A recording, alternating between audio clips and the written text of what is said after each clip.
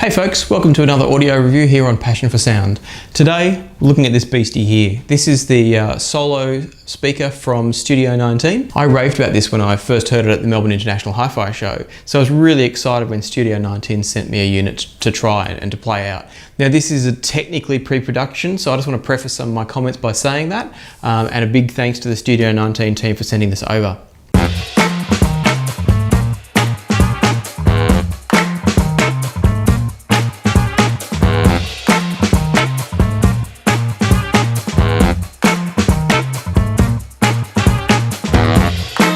First things you need to know, this is a fully portable wireless speaker. Everything you need is built in right here.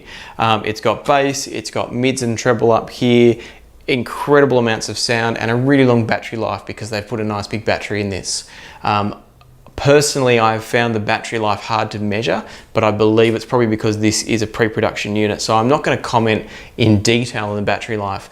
Based on what's on paper, this should give you a full day of audio, no problems at all. My experiences have been a bit hit and miss with that. All I'll say is that it's given really good battery life, but slightly unpredictable battery life, so I'm not entirely sure what's going on there. So if I give you a quick tour now of the speaker, down the bottom here we've actually got a vented bass port, and when I switch the speaker on, if I can see it, you'll notice there's also a light down the bottom and a nice big strong beep to let you know that it's come on. If you're seeing flickering in the video, by the way, the light doesn't flicker noticeably to the naked eye, but it may be being picked up by the camera as flickering, so don't worry about that. It doesn't do that in real life. Around the back here we've got an HDMI port which does have audio return path.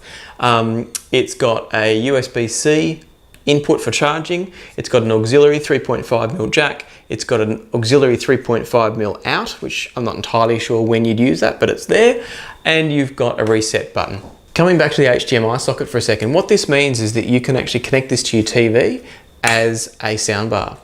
It's not going to produce true surround sound, but it's actually got a really compelling and interesting movie mode on it that I've found really enjoyable. In fact, that's the way I've tended to use this most, is to create that surround sound type of experience, more so than being as a pure music listening speaker. Now, if I turn it down to the top, you'll notice here that we've got, upside down, you'll notice here that we've got a power button. There's a button there for the light, so you can have the light either on or off. That's all it does, is just on or off. We've got HDMI, Bluetooth and auxiliary, and it defaults to Bluetooth when you first switch it on. And then we've got a mode selection button, which has movie, music and game modes. Now again, it defaults to the middle one, which is music.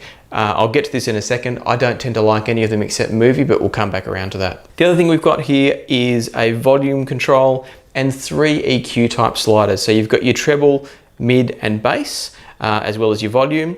And important to note that the 3 frequency sliders for the EQ run from a -10 to a +10. So if you want a flat sound as it was tuned, you'll want to have all the sliders in the middle section. But again, I'll talk about that in a moment when it comes to the sound. Just a couple of little quirks to talk about. As I said, when you turn this on, it switches to Bluetooth mode. What it also does though is it defaults to full volume, and that can be a real trap sometimes. I had a couple of times where I turned this on and it absolutely blasted the room because my Bluetooth device, when I use it with other things, the Bluetooth signal from my phone tends to be at full. So when I spoke to the designers of the solo speaker, they said that they found that a lot of people wanted it on full and would then adjust the volume with their phone. For me, that caused some problems. So I got in the habit, as soon as I turned it on, I'd pull the volume all the way down, which will reset it and make it catch up.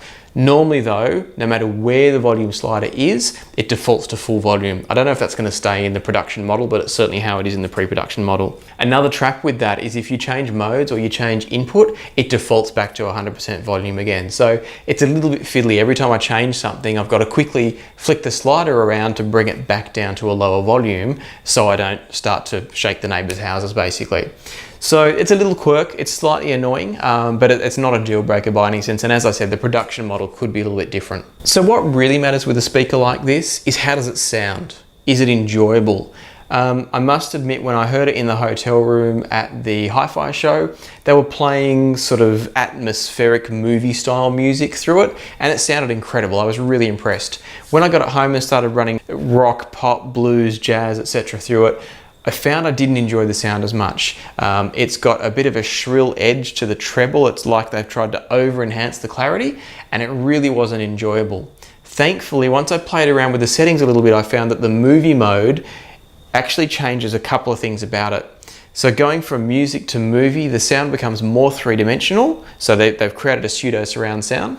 And it also produces a different sound signature as well. And I found it much more pleasing. The mid-range comes forward, the bass seems to come up a little bit, and the treble gets pulled back. And to me, that was much better. It had its own problems in that the bass actually gets a bit too strong, and because of the venting down the bottom, you get a bit of a single note kind of feel to it where everything sounds like the same note. But pulling back the EQ on the bass a little bit to probably around -6 or 7 fixed that right up and had it sounding great. It's not a hi-fi speaker. Don't kid yourself, don't think it's going to be a great sounding, amazing speaker that's going to replace a pair of separate proper speakers. It's just not going to happen. For a TV surround sound speaker or a party speaker or just a background music around the house that's going to fill a room well, fantastic. But don't buy it expecting it to be hi-fi, because it's just not. One other little quirk I found with this, the Studio 19 folks have built in a Bongiorno DSP chip into this one. So what that's designed to do is essentially review the audio signal as it comes in and adjust the output to get the maximum output power without putting the system under too much stress. How I'm understanding that working is something like a compressor, a dynamic range compressor, and it really shows up sometimes. And this is where I say this is not a hi-fi speaker, it's more of just a general enjoyment speaker, because if you listen critically, you're going to hear things like what I'm about to say. I was listening to a range of music when I was testing this out, and one particular song that came on was an Annie Lennox track. And in that track, there were some really strong notes from Annie Lennox that came in over the top of quieter passages.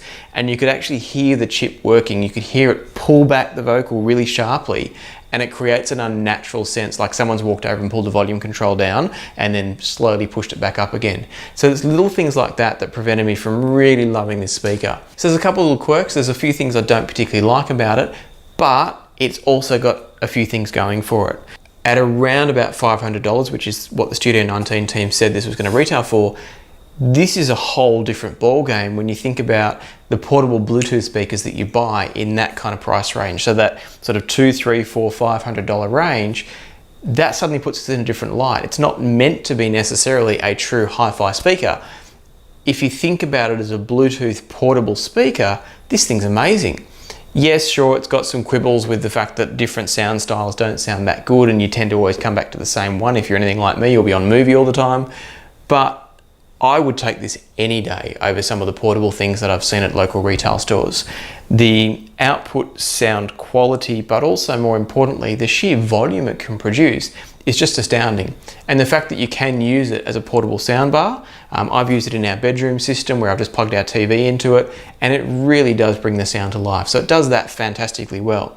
So at $500, I think this is a great offering. It's just really important that you've got in your head what the space for this is, what the intended use for it is. I think it was probably marketed a bit wrong. I think it was maybe pushed at the Hi-Fi show as this incredible one-piece hi-fi system, and it kind of isn't. But if you're looking for a portable music system through Bluetooth and or HDMI or an auxiliary in, you're looking to fill a big space, this is a fantastic offering. In some ways, I actually wish they'd made it a bit more rugged, something that I feel like I want to take with me out and about, because it would be just incredible for that purpose. As it is, it's beautiful, it's a stunning piece of design, but I also worry I don't want to damage it by taking it outdoors. So in some ways, I'd almost prefer they went that way, use some of the technology, but made it a bit more rugged. So would I recommend this? That's a tough one. If you're looking for a home/portable, so what I mean by that is a non-outdoors speaker, but a home/portable, great sounding, loud sounding, party/event type speaker, this is a really great option, especially at that $500 range. It's a really compelling offering.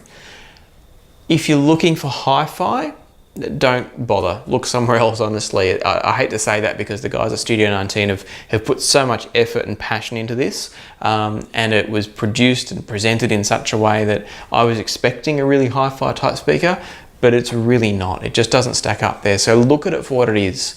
If you're looking for what it is, it's fantastic and I highly recommend it. If you've enjoyed this review, please leave us a thumbs up and or subscribe. And if you've got any questions, please put them in the comments below and we'll try to get back to you as soon as possible. As always, thanks for watching and we'll see you next time here on Passion for Sound.